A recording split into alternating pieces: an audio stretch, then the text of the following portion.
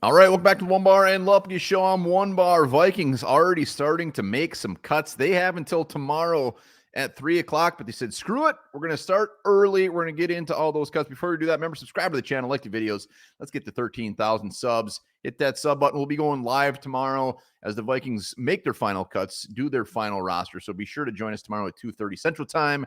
But let's get into this. And really, there's no huge surprises. If they're going to do early cuts, a lot of these names make a lot of sense. So here we go. Matt Corral. Once we were down at the quarterback position, they brought him in as a guy who could just throw that thing around in the preseason. He did throw it around. Unfortunately, did not go well for Matt Corral. I don't really even expect him back on the practice squad. Clearly, that has a lot to do with what they do with Jaron Hall. If they try to cut him and sneak him on the practice squad, we will see. Dwayne McBride. Again, a lot of these guys, I could say it for everyone. I'll just say it right now. A lot of these guys have a very high percentage chance of coming back on the practice squad. Dwayne McBride, though, they might have seen enough. This might be the last we see of Dwayne McBride. Samus Reyes cut. We knew that was coming. Mo Ibrahim hurts the heart right here. Mo Ibrahim, if there's a guy running back to bring back on the practice squad, Mo.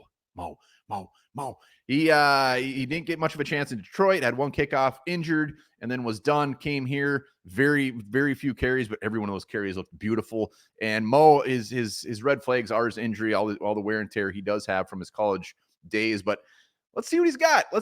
Throw him on the practice squad. Jalen Williams, he was a guy that the Vikings seem to like quite a bit. So I am a little surprised he's in the first round of cuts because cornerback position is a big question mark. I didn't think he'd make the 53. But I thought it would maybe come down a little more to the wire for him. Neil Johnson, tight end, we just recently signed. Justin Hall, my man, showed up in the last preseason game. An interesting one. I would love for him to be on the practice squad. I mean, he was out there very limited in that third preseason game, but the dude was a baller, man. He was good, and he was intense. So Justin Hall. Owen Porter, another guy like Jalen Williams. I actually thought Owen Porter had a real dark horse chance to make this team as an edge rusher. The Vikings seem to love this guy. He got rave reviews from everybody at training camp. So Owen Porter, I fully expect him to come back. The offensive lineman from Minnesota, we just recently signed Gonzo Doug Nestor from West Virginia.